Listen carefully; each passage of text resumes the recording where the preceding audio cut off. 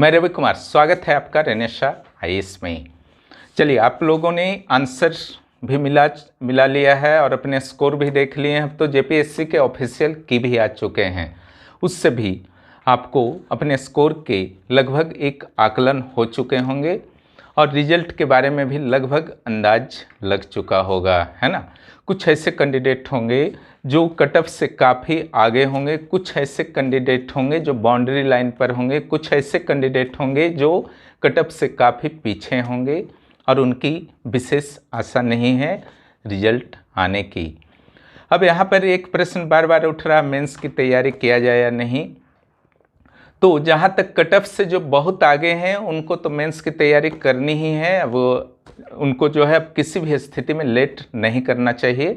और जहाँ तक जो बाउंड्री लाइन के आसपास हैं तो उनको भी मैं सलाह दूंगा कि निश्चित रूप से आप मेंस की तैयारी कीजिए, क्योंकि अगर 1.5 महीने बाद जब रिजल्ट आएंगे, अगर आपका रिजल्ट क्लियर हो जाता है तो फिर आप 1.5 महीना नुकसान उठा बैठेंगे।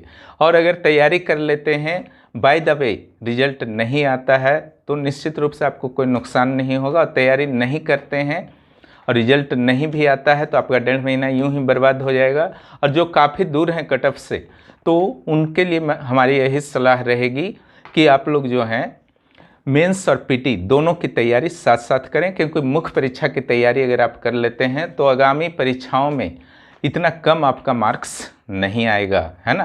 क्योंकि मुख्य परीक्षा की तैयारी के बाद निश्चित रूप से स्कोर में काफ़ी वृद्धि होती है। इस बार भी आप देखे होंगे जिनकी मुख्य परीक्षा की तैयारी अच्छी थी उन्होंने काफ़ी अच्छा स्कोर किया है।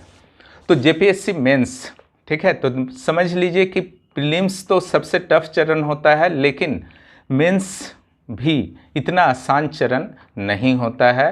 हालांकि यहाँ पर प्रतिस्पर्धा जो है थोड़ी सी घट जाती है, लेकिन यहाँ पर काफ़ी ही आपके समझ लीजिए तो ब्रिलियंट कैंडिडेट्स होते हैं, जिसके कारण चाहे आप जनरल में हो, कैटेगरी में हो, हर जगह आपको कड़ी टक्कर का सामना करना पड़ेगा इंटरव्यू कॉल होने के लिए। इसलिए उचित रणनीति आपके पास होनी चाहिए कि आप सरलता से इस एग्ज़ाम को क्लियर कर सकें, है ना। तो यह चरण जो है बहुत ही कठिन होने वाला है आपके लिए। हालांकि जेपीएससी ने इतना अच्छा से सिलेबस दे दिया है जेपीएससी मेंस का, जिसके कारण कुछ आसान हो सकता है आपका सफ़र। जो मैं टेलीग्राम ग्रुप पर 25 तारीख से तैयारी कराने वाला हूं, उसमें इंग्लिश मीडियम के लिए नहीं है और दूसरा लिटरेचर पेपर मैं नहीं रखा हूं फिलहाल अभी कुछ भी।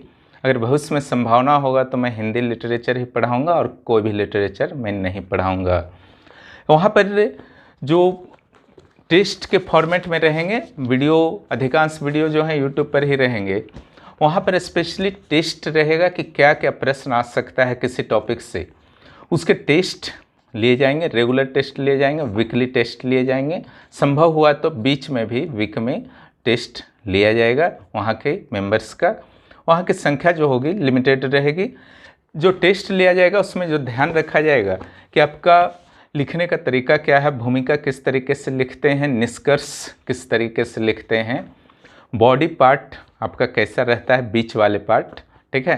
तो बीच वाले पार्ट्स में ये महत्व होता है कि आपने वर्ड लिमिट सही तरीका से रखा कि नहीं, करेंट डाटा डाला है कि नहीं, मौलिकता, निष्पक्षता और कम्पैक्टनेस आपके उत्तर में है या नहीं, है ना, और क्रमबद्धता कैसा है। अब कम्पैक्टनेस जो होता है, कम्पैक्टनेस कई तरीक़ों से आता है, उसके लिए आप डायग्राम हुआ, तालिका हुआ इत्यादि का प्रयोग कर सकते हैं, और वो सब बिना प्रैक्टिस का डायरेक्ट एग्जाम में नहीं होता है। इस संदर्भ में मैं पहले ही क्लास ले चुका हूँ, उसका लिंक मैं दे दूंगा कि मुख्य परीक्षा में उत्तर कैसे लिखें, क्योंकि उस पर चर्चा करूँगा तो काफ़ी लंबा हो जाएगा। चूँकि मैंने एक बार वीडियो बना ही दिया है तो उस वीडियो को आप लोग ज़रूर देख लेंगे, काफ़ी लाभ होगा। और इसके अलावा जो अगर आप वहाँ पर ध्यान देते हैं उत्तर लिखने के दौरान कि फ्लो, एक पढ़ने वाला जब पढ़ना शुरू करे तो बस पढ़ता ही रह जाए और लास्ट में ही रुके तो मार्क्स जो हैं अच्छे मिलते हैं। प्रेजेंटेशन, इन सभी को मिला करके ही एक अच्छा प्रेजेंटेशन बनता है। यानी कि जो आप दिखाना चाहते हैं अपने परीक्षक को, आपके पास बहुत नॉलेज है, अगर प्रेजेंटेशन अच्छा नहीं रहेगा तो परीक्षक नहीं देख पाएगा आपके कॉपी को, एवरेज मार्किंग करके पार हो जाएगा। भले ही आपने हर चीज़ को डाला है, ये हमेशा याद रखिएगा मुख्य परीक्षा में आपको इस तरीके से लिखना है कि परीक्षक को आप एक क्वेश्चन को चेक करने में 1 मिनट भी ना लगे या मैक्सिमम 1 मिनट लगे, तो मार्क्स आपके अच्छे आएंगे ही। वो जो चाहता है खोजना, वो फटफट आपने हर तरीका को अपनाया है तो फटाफट उसको जो है हर चीज़ दिख जाना चाहिए। पेपर 3 के संदर्भ में, यानी कि इतिहास और भूगोल सामाजिक विज्ञान के संदर्भ में जो हमारा जो स्ट्रेटजी है, चूँकि यहाँ पर जो है 20 अंक ऑब्जेक्टिव रहेंगे, तो 20 यानी कि 20 प्रश्न रहेंगे, जिसके लिए 40 मार्क निर्धारित है। 10 प्रश्न जो है आपके इतिहास से रहेंगे और 10 प्रश्न जो है भूगोल से रहेंगे, है ना। तो ये तो अनिवार्य हो गया। इसके अलावा जो इतिहास में आपका 4 खंड है, समझ गए ना, कौन कौन सा खंड है? प्राचीन भारत का इतिहास, मध्यकालीन भारत का इतिहास, आधुनिक भारत का इतिहास और झारखंड का इतिहास। इन 4 खंडों से एक एक प्रश्न आएंगे, इसमें कोई भी 2 करना है, तो मात्र एक एक प्रश्न आएगा और सारे के 40-40 मार्क्स निर्धारित होंगे। और एक प्रश्न को हो सकता है कि 2 पार्ट में डिवाइड कर दे, ये भी पॉसिबल है 20-20 मार्क्स में, या 3 पार्ट भी कर सकता है ना, 15-15 और 10। हालांकि 3 पार्ट नहीं आया था जेपीएससी में पिछली बार, लेकिन संभव है, मेंटली रेडी रहना है। लेकिन मैक्सिमम क्वेश्चन जो था 40 मार्क्स का था। क्योंकि 4 ही प्रश्न लिखने हैं और उधर ऑब्जेक्टिव जो है 20 बनाना है, तो उसमें बहुत ज़्यादा समय नहीं लगता है, 10 से 15 मिनट में बन जाता है। 1 2 3 4 जो भी उसका नंबरिंग है वो करके इधर जो भी उत्तर है उसको केवल ABCD नहीं लिख दीजिए, वहाँ पर क्या ए के साथ है ना। जैसे निम्न में से कौन एक औषधि पौधा है, पिछला बार आया था, तो उसका उत्तर था नीम। तो नीम बी नंबर में नीम अगर है तो बी लिखिए और फिर नीम लिखिए, है ना। इस तरीके से आपको पूरा 20 प्रश्नों को बना देना है। तो यहाँ पर जो हमारी रणनीति है कि मध्यकालीन भारत और झारखंड के इतिहास को यहाँ पर फिनिश कराया जाएगा, है ना। तो आपके 2 प्रश्न हो जाएंगे, ये फर्स्ट राउंड में कराया जाएगा, फिर समय मिलता है तो फिर सेकेंड राउंड में और भी सेक्शंस को टच किया जाएगा। उसके अलावा भूगोल, ये भी 100 मार्क्स का आएगा, 100 मार्क्स का, जिसमें 20 मार्क्स जो हैं ऑब्जेक्टिव के होंगे।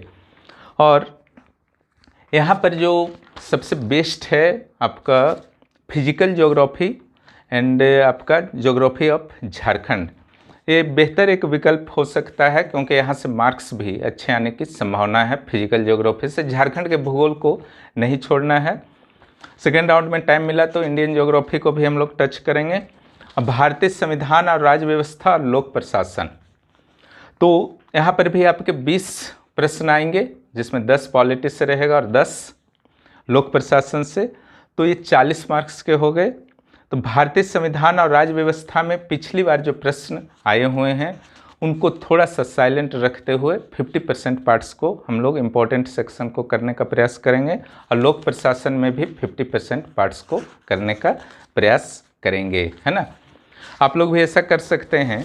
उसके अलावा भारतीय अर्थव्यवस्था, वैश्वीकरण और धारणीय विकास, ये बहुत ही कठिन पार्ट है, क्योंकि यहाँ पर जो 4 सेक्शन है टोटल ऑब्जेक्टिव के अलावा, तो ऑब्जेक्टिव में तो 20 प्रश्न हो गए जिसका 40 मार्क्स हैं, तो बचे हुए 160 मार्क्स के जो हैं 4 प्रश्न आएंगे 4 खंडों से। प्रत्येक खंड से 2-2 प्रश्न रहेंगे, उसमें एक एक प्रश्न जो है आपको करने हैं। हो सकता है प्रश्नों का विभाजन यहाँ पर भी किया जाए, इकोनॉमिक्स में भी। तो इसके जो सिलेबस हैं काफ़ी विशाल और विस्तृत हैं। सबसे बड़ी बात इकोनॉमिक्स की मैं यहाँ पर देख रहा हूँ, ठीक है। और इसके सोर्स के बारे में मैं थोड़ी देर बात करता हूँ, लेकिन हर सेक्शन को यहाँ पर तो पढ़ना ही होगा। तो यहाँ पर भी आप 50% टारगेट कर सकते हैं, हमारा भी वही टारगेट है।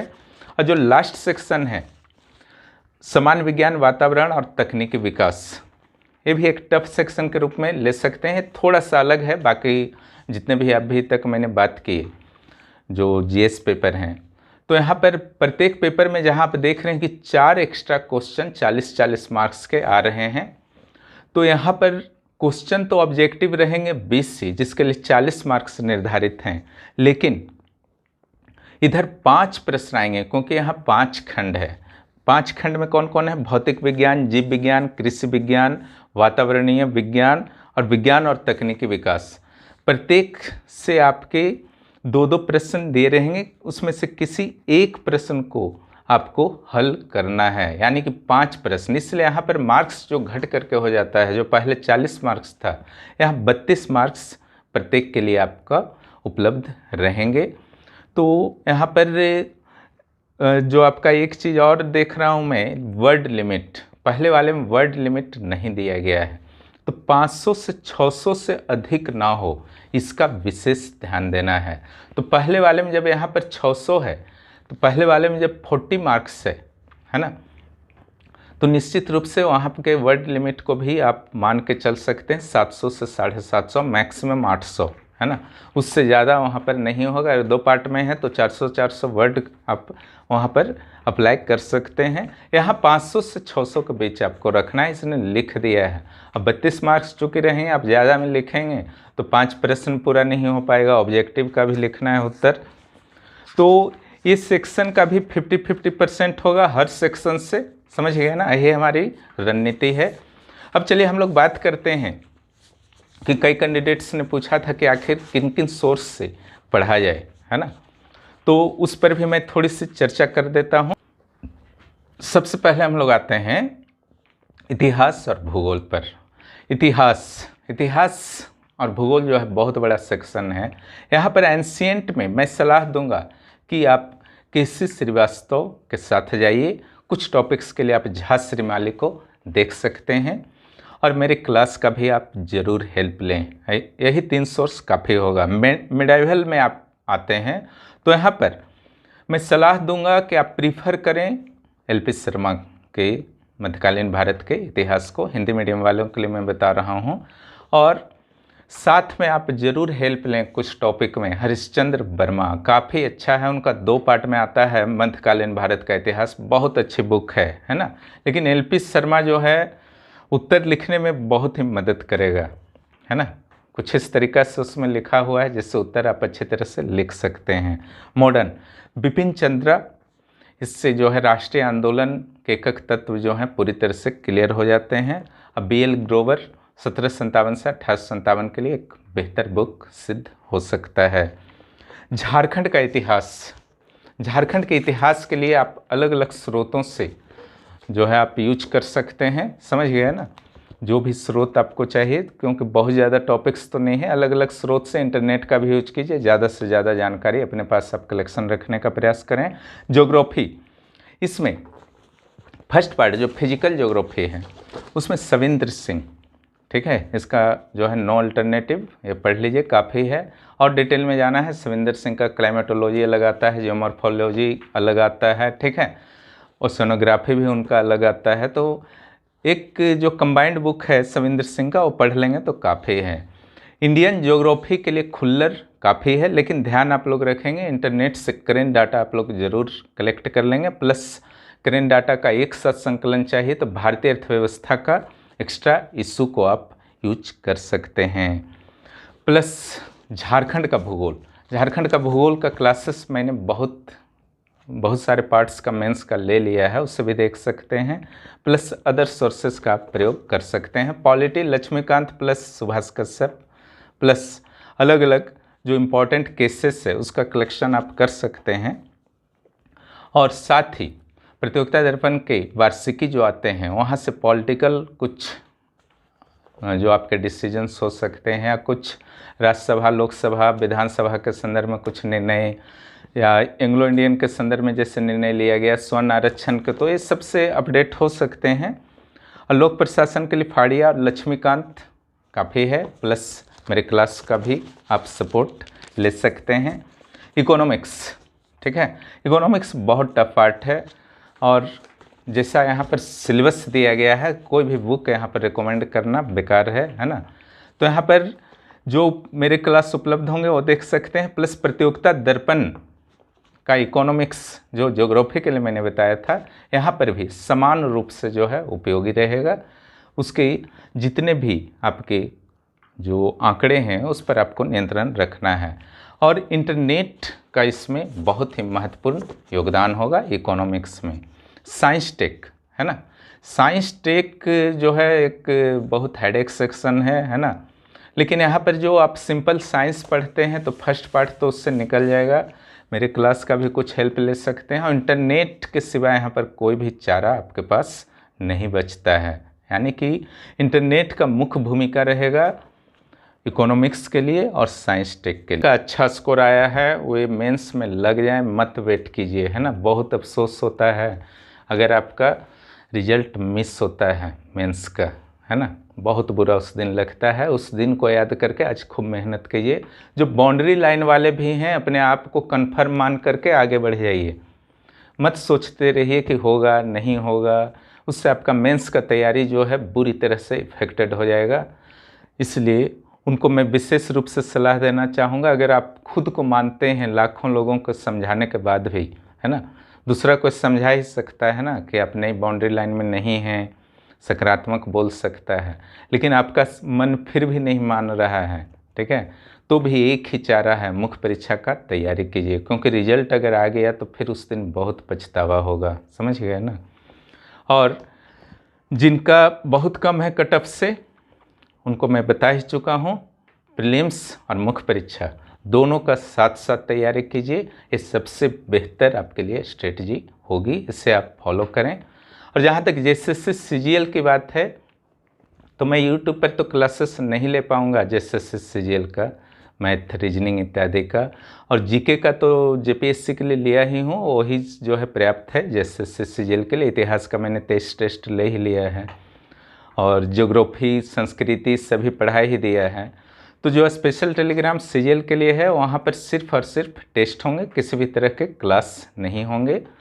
तो इस चीज़ को मैं बता दे रहा हूँ कि जो भी एडमिशन लेंगे तो उस जगह तो सिर्फ और सिर्फ टेस्ट वहाँ पर उपलब्ध होंगे, और ऐसे भी ऑब्जेक्टिव आएगा और लिटरेचर उपलब्ध नहीं होंगे। जिस तरीके से जेपीएससी में लिटरेचर नहीं उपलब्ध होंगे वहाँ पर भी लिटरेचर उपलब्ध नहीं होंगे। 11th जेपीएससी का स्वरूप भी जो होगा, चूँकि मैं क्लासेस तो उसका ऑलरेडी ले चुका हूँ, तो जो भी वहाँ पर जुड़ेंगे उनको मैं वर्क देता हूँ, ठीक है, कि आप जो हैं वीडियो को कंप्लीट कीजिए, नोट्स बनाइए और टेस्ट दीजिए। 11th जेपीएससी की तैयारी इस तरीके से होगी, ठीक है। समय आने पर झारखंड का करेंट अफेयर्स मेरे द्वारा आप लोगों को उपलब्ध करा दिया जाएगा। ऐसी सब बात करना था।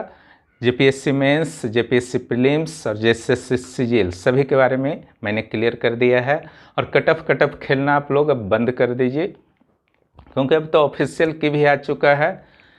जितना भी परेशान रहिएगा, अलग अलग यूट्यूब चैनल में जाइएगा, कहीं एक दो बढ़ जाएगा, कहीं एक दो घट जाएगा, इससे ज़्यादा अब कुछ होने जाने का नहीं है।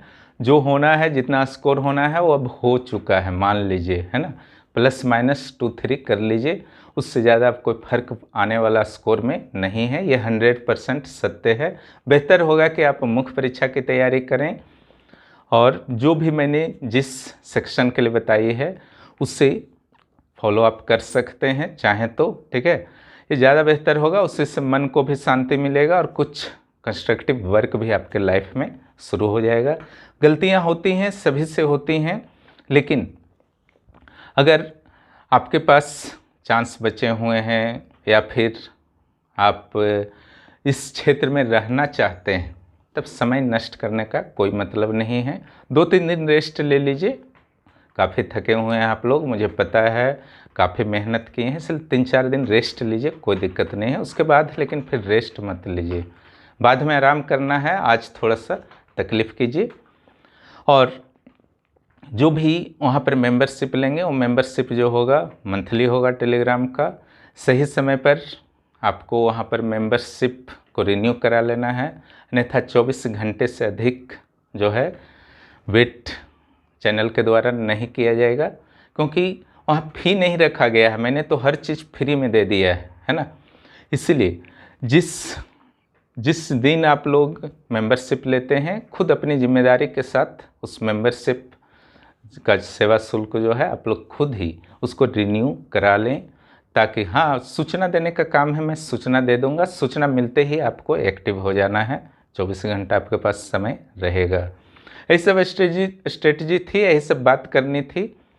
अब आप लोग जो हैं तैयारी की ओर कदम बढ़ाइए, 2-3 दिन रेस्ट ले लीजिए, है ना। काफ़ी मेहनत आप लोग किए हैं, बहुत ऊंचे स्कोर भी किए हैं, तो ऐसे ही स्कोर नहीं ना हो जाता है, उसके पीछे बहुत मेहनत रहता है।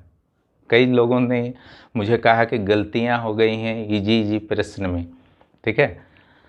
तो ऐसा गलती फ्यूचर में ना हो, उसके लिए भी आज ही मेहनत करने का ज़रूरत है, सोचने का ज़रूरत है। एग्ज़ाम हॉल की स्ट्रेटजी कैसी होनी चाहिए, उस सब पर भी अक्सर सोचा कीजिए। ऐसा बात करनी थी, फिर मिलते हैं अगले क्लास में। बहुत बहुत धन्यवाद।